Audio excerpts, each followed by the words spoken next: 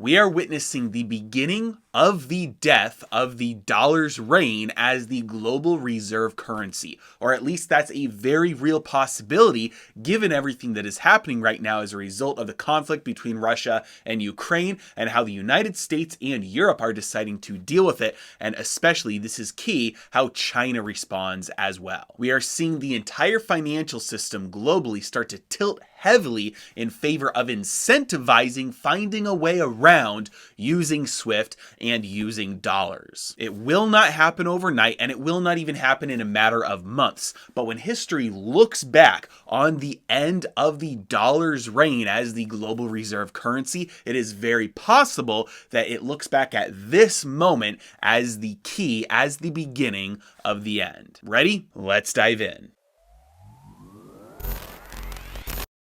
If you want to do international business, number one, you're using dollars. Number two, you're using SWIFT. In fact, if you've ever even sent a wire, you've had to provide a SWIFT code for the bank account. So what is SWIFT? SWIFT stands for Society for Worldwide Interbank Financial Telecommunication, and it is the financial system that allows both immediate and secure transfers of money across borders. Pretty much every bank in every country uses SWIFT in order to transfer money internationally to do international business, which means that if you are no longer able to use the SWIFT system, you are no longer able to use dollars for the most part. Technically, SWIFT is just a communication system, but for all intents and purposes, that's what it accomplishes. When you lock somebody out of SWIFT, they can no longer do international trade. As a result of Russia invading Ukraine, Russian banks have been locked out of SWIFT, and the Russian central bank has been locked out of SWIFT. This is a crisis of payments, number one, because it halts a giant financial player from being able to act in the global financial system as they were. For the most part, those central banks should be printing enough money and injecting it into overnight markets to account for this loss in liquidity. Now, this sounds like a devastating blow until you realize oil and gas exports, as well as other key commodities, still remain in the system. So the couple of things where Russia makes most of its money from, they are not blocked from using SWIFT for those transactions. Why? Because the West is so dependent on Russia for those things that they just can't. They can't block them out of doing all business, because then they wouldn't be able to get the energy that they need, and they're already basically in an energy crisis in Europe. However, even if the West wasn't as dependent on Russia for energy as they are, and they completely locked Russia out 100%, it's not as if Russia doesn't have any options. Increasingly, Russia has developed its relationship with China, specifically in ways to get around the dollar and its dependency on the West. In fact, as you can see here, Russia has 13% of its reserves invested in yuan assets. Further than that, the People's Bank of China also has currency swap line with the Russian central bank. You see, SWIFT is not the only system of its kind out there. It is definitely the largest and the most used, but there are other competing systems. Some of them are for transactions within a nation's borders, like Russia has its own. Some of them are for cross-border payments, like this one in China called CIPS, which stands for the Cross-Border Interbank Payment System. This means that if China is willing, Russia would be able to do business with China and potentially indirectly with the rest of the world that it is cut off from, using China's system as a go-between. Now, as of yet, it doesn't look like China is allowing this to happen, but it is up to China at this point. The sanctions were placed on Russia by the West. China was not a part of that decision making. At least for right now, it looks like China's standing back and waiting to see what to do. They have not committed one way or another, but the possibility remains, and the relationship is already there. And seemingly as an indication of where this CIPS system will go in terms of how much it will be used, we've seen stocks associated with the payment system display extreme bullish behavior. If you take a look here at High Union Holding, you can see 10%.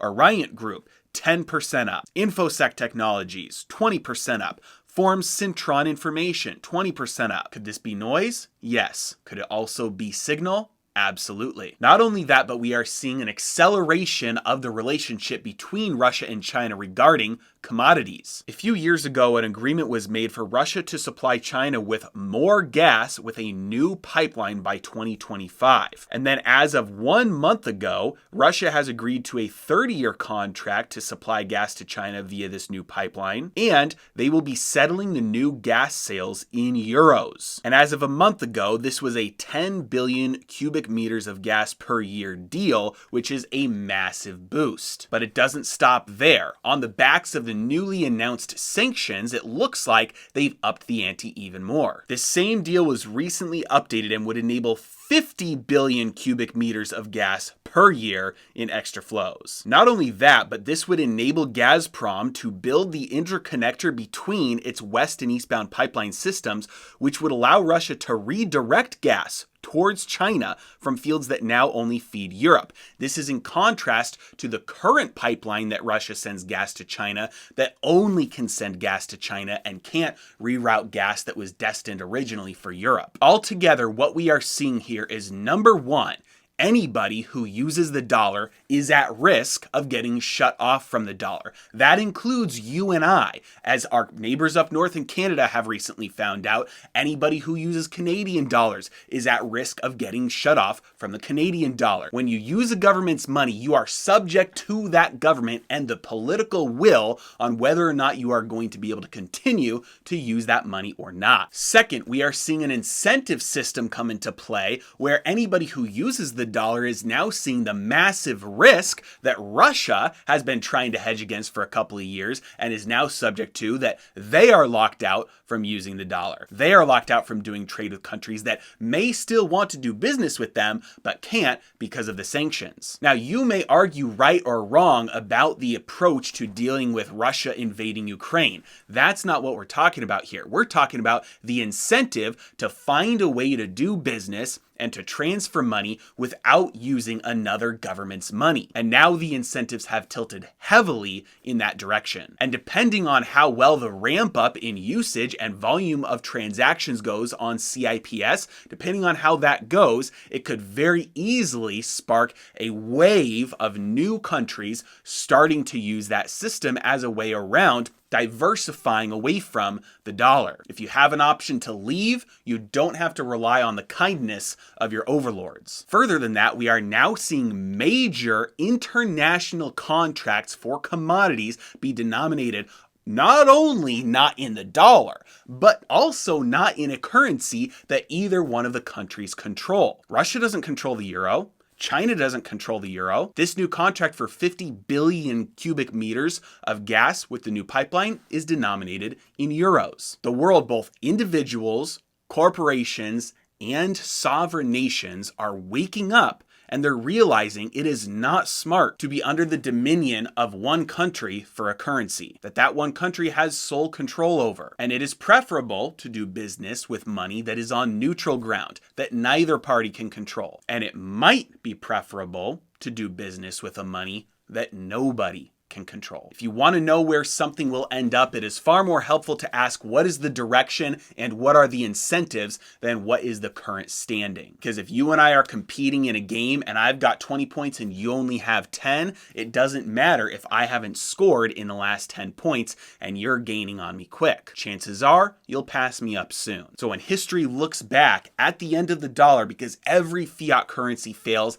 and every global reserve currency eventually fails, this could very well be looked at as the beginning of the end, as the day that the dollar started to die, because this was the day when the incentive systems really flipped, when alternative systems became actually viable, and major contracts started to be denominated not just away from the dollar, but also away from currencies that either parties control. As always, I really appreciate you guys. Thank you so much for watching. Have a great day.